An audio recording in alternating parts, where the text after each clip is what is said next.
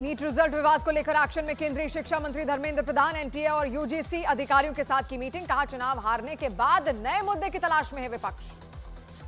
NEET result पर गरमाई सियासत। कांग्रेस ने कहा, अगर इस मामले की सीबीआई जांच नहीं होती है तो सुप्रीम कोर्ट की निगरानी में जांच की जाए। नीट रिजल्ट विवाद पर केंद्रीय शिक्षा मंत्री धर्मेंद्र प्रधान का बड़ा बयान। कहा, दोषियों को बख्शा नहीं जाएगा। डीएमके सांसद दयानिधि मारन ने नीट पर दिया बड़ा बयान। कहा, नीट को खत्म कर देना चाहिए, राज्यों को तय करने का मिले अधिकार। केंद्रीय शिक्षा मंत्री ने कहा कि नीट को लेकर कोई करप्शन का मामला नहीं है, पेपर लीक की घटना का कोई सबूत नहीं, सरकार बच्चों की संतुष्टि के साथ खड़ी है। 23 जून को दोबारा होगी नीट की परीक्षा। 30 जून से पहले आएंगे नतीजे। ग्रेस मार्क हासिल करने वाले 1563 छात्रों को मिला दोबारा परीक्षा देने का विकल्प। दोबारा एग्जाम होने तक नहीं होगी नीट की काउंसलिंग। ग्रेस मार्क हासिल करने वाले छात्रों को मिला परीक्षा न देने का भी विकल्प। परीक्षा न देने पर बिना ग्रेस मार्क के मिले नंबर ही मान्य होंगे। नीट परीक्षा विवाद में सुप्रीम कोर्ट में हुई सुनवाई। एनटीए के 1563 छात्रों को मिले ग्रेस मार्क हटाने की बात कही। नीट रिजल्ट विवाद पर सुप्रीम कोर्ट ने एनटीए से 2 हफ्तों में मांगा जवाब। 8 जुलाई को होगी अगली सुनवाई। पेमा खांडू ने तीसरी बार ली अरुणाचल प्रदेश के मुख्यमंत्री पद की शपथ। कैबिनेट मंत्रियों ने भी मंत्री पद की शपथ ली। चौना मीन ने अरुणाचल प्रदेश के उप मुख्यमंत्री के रूप में शपथ ली। तीसरी बार अरुणाचल प्रदेश के डिप्टी सीएम बने चौना मीन। अरुणाचल प्रदेश की नई सरकार के शपथ ग्रहण समारोह में शामिल हुए गृह मंत्री अमित शाह, केंद्रीय मंत्री जेपी नड्डा, किरेन रिजिजू और असम के सीएम हेमंत बिस्वा शर्मा भी रहे मौजूद। रक्षा मंत्री राजनाथ सिंह ने संभाला पदभार। कहा, भारत की सुरक्षा प्राथमिकता में शामिल, मुझे हमारी सेना पर गर्व। मोदी 3.0 में रक्षा मंत्री का कार्यभार संभालते ही राजनाथ सिंह ने ली पहली बैठक। सीडीएस समेत तीनों सेनाओं के प्रमुखों के साथ किया 100 दिनों के प्लान पर मंथन। केंद्रीय शिक्षा मंत्री धर्मेंद्र प्रधान ने संभाला मंत्रालय का चार्ज। ओडिशा की संबलपुर लोकसभा सीट से जीते हैं धर्मेंद्र प्रधान। केंद्रीय मंत्री राम मोहन नायडू और मुरलीधर मोहोल ने भी संभाला मंत्रालय का कार्यभार। नागरिक उड्डयन मंत्री हैं राम मोहन नायडू और नागरिक उड्डयन राज्य मंत्री बनाए गए हैं मुरलीधर मोहोल। राज्यसभा में सदन के नेता होंगे केंद्रीय मंत्री जेपी नड्डा। लोकसभा चुनाव में पीयूष गोयल की जीत के बाद खाली हुआ है राज्यसभा में नेता सदन का पद। केंद्रीय मंत्री जी किशन रेड्डी ने संभाला पदभार। कोयला मंत्री बनाए गए हैं जी किशन रेड्डी। केंद्रीय मंत्री नितिन गडकरी ने बीजेपी के वरिष्ठ नेता लालकृष्ण आडवाणी, मुरली मनोहर जोशी और पूर्व राष्ट्रपति रामनाथ कोविंद से की मुलाकात। पीएम आज तीसरे कार्यकाल के पहले विदेश दौरे पर जाएंगे। G7 सम्मेलन में हिस्सा लेने के लिए आज इटली जाएंगे पीएम मोदी। कांग्रेस नेता सुरेंद्र राजपूत ने पीएम मोदी के पहले विदेश दौरे पर साधा निशाना। कहा, कश्मीर की घटना से पूरा देश दुखी, लेकिन पीएम को सिर्फ अपने विदेशी यात्रा की पड़ी है।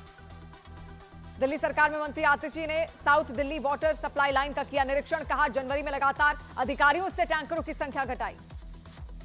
बीजेपी सांसद मनोज तिवारी ने दिल्ली में जल संकट पर आम आदमी पार्टी की सरकार को घेरा। कहा, केजरीवाल सरकार शराब पिला सकती है लेकिन पानी नहीं। पानी की किल्लत पर दिल्ली सरकार ने सुप्रीम कोर्ट में दाखिल किया हलफनामा। कहा, हरियाणा में टैंकर माफिया सक्रिय, दिल्ली सरकार को उनके खिलाफ कार्रवाई करने का अधिकार नहीं। दिल्ली में गहराए जल संकट पर हरियाणा के सिंचाई राज्य मंत्री अभय सिंह यादव ने दिल्ली सरकार पर लगाया आरोप। कहा, दिल्ली में पानी की समस्या के लिए केजरीवाल सरकार जिम्मेदार। जल संकट के बीच मुनक नहर से पानी चोरी मामले में उपराज्यपाल वीके सक्सेना ने दिल्ली पुलिस कमिश्नर को 1 हफ्ते में रिपोर्ट दाखिल करने के लिए निर्देश दिए। दिल्ली की गीता कॉलोनी में भीषण गर्मी से बढ़ी पानी की मांग। टैंकरों से पानी लेने के लिए लोग की मारामारी। दिल्ली के ओखला इलाके में भी झुग्गियों में पानी के लिए तरस रहे हैं लोग। पानी के टैंकरों से पानी लेने के लिए मजबूर हुए लोग।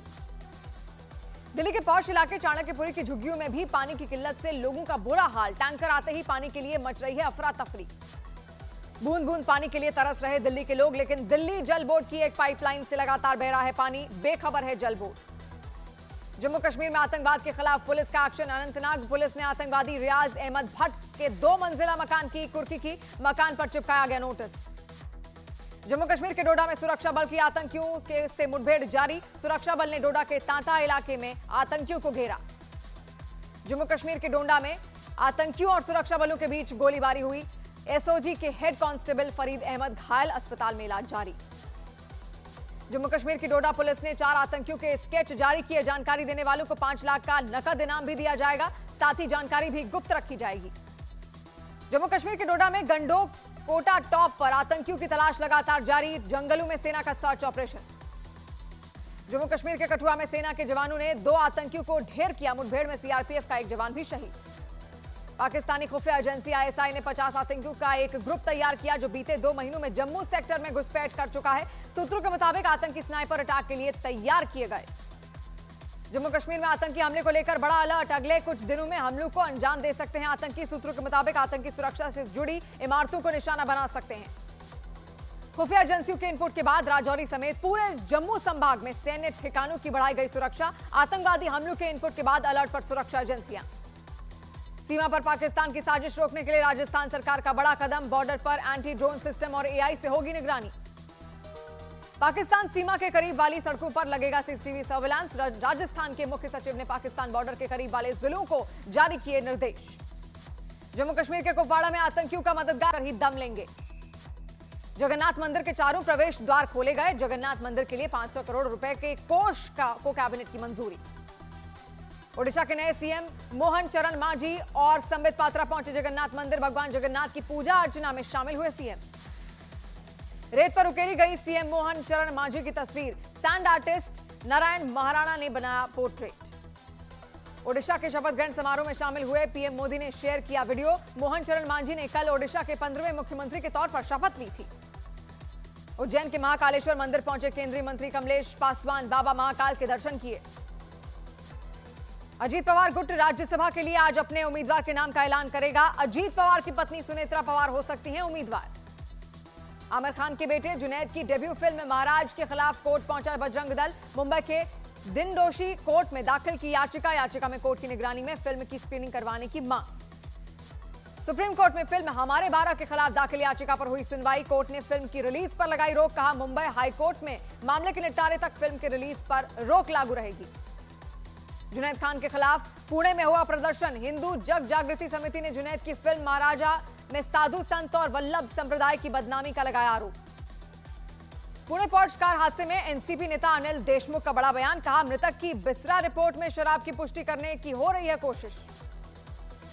पाकिस्तानी संसद में हुई ईवीएम की तारीफ। विपक्षी नेता सैयद शिवाली फराज ने भारतीय चुनाव प्रणाली की तारीफ की। सैयद शिबली फराज ने कहा दुनिया के सबसे बड़े लोकतंत्र ने ईवीएम के जरिए बिना किसी धांधली के नतीजों की घोषणा हुई। पाकिस्तान ऐसा क्यों नहीं कर सकता। कुवैत आग हादसे में अब तक 39 लोगों की हुई मौत, मरने वालों की संख्या 41। भारतीय कल कुवैत की एक इमारत में लगी थी भीषण आग। कुवैत अग्निकांड में केरल के रहने वाले 11 लोगों की हुई मौत, मरने वालों के घरों में पसरा मातम। इमारत की आग में मरने वाले ज्यादातर केरल, तमिलनाडु और उत्तर भारतीय। कुवैत अग्निकांड पर पीएम नरेंद्र मोदी ने स्थिति की समीक्षा की बैठक की। हादसे पर पीएम मोदी ने दुख जताया। मृतक के परिजनों को 2 लाख रुपए की मुआवजे का ऐलान। कुवैत में हुए हादसे को लेकर एक्शन में विदेश मंत्री एस जयशंकर। कुवैत के विदेश मंत्री से की बात। कुवैत के विदेश मंत्री ने जिम्मेदार लोगों के खिलाफ कार्रवाई का दिया भरोसा। बीएसपी सुप्रीमो मायावती ने कुवैत अग्निकांड पर जताया दुख। सोशल साइट एक्स के जरिए घायलों के जल्द ठीक होने की कामना की। मरने वालों के परिजनों के प्रति गहरी संवेदना प्रकट की। पापुआ न्यू गिनी में विनाशकारी लैंडस्लाइड के बाद भारत ने भेजी मदद। विदेश मंत्रालय ने ट्वीट कर लिखा कठिन समय में हम पापुआ न्यू गिनी के साथ खड़े हैं। G7 शिखर सम्मेलन से पहले इटली पहुंचे अमेरिका के राष्ट्रपति जो बाइडेन। आज से शुरू होने जा रहा है शिखर सम्मेलन। जापान के पीएम फुमियो किशिदा भी G7 समिट में हिस्सा लेने इटली पहुंचे। रूसी नौसेना की परमाणु ऊर्जा से चलने वाली पनडुब्बी हवाना बंदरगाह पहुंची। अमेरिका और क्यूबा ने कहा कोई खतरा नहीं। रूस के साथ संयुक्त सैन्य अभ्यास के बाद बेलारूस के बड़ा बयान। कहा अब युद्ध में परमाणु हथियारों का इस्तेमाल करने के लिए तैयार है बेलारूस की सेना। पाकिस्तान की नई सरकार ने संसद में पेश किया अपना पहला बजट। प्रधानमंत्री शहबाज शरीफ ने 3.6% आर्थिक वृद्धि हासिल करने का लक्ष्य रखा। पाकिस्तान ने 2024-25 के रक्षा बजट में 15% का इजाफा। पिछले साल के मुकाबले 278 अरब रुपए अधिक बजट। बहरीन के ओल्ड मनामा में आग लगने से हड़कंप, 25 दुकानें जलकर राख, कई लोग झुलसे। अमेरिका के फ्लोरिडा में बारिश के पानी में डूबी सड़कें, कई इलाकों में बढ़ी परेशानी। ग्रीस की राजधानी एथेंस की एक फैक्ट्री में लगी भीषण आग, आसमान तक दिखा धुएं का गुबार।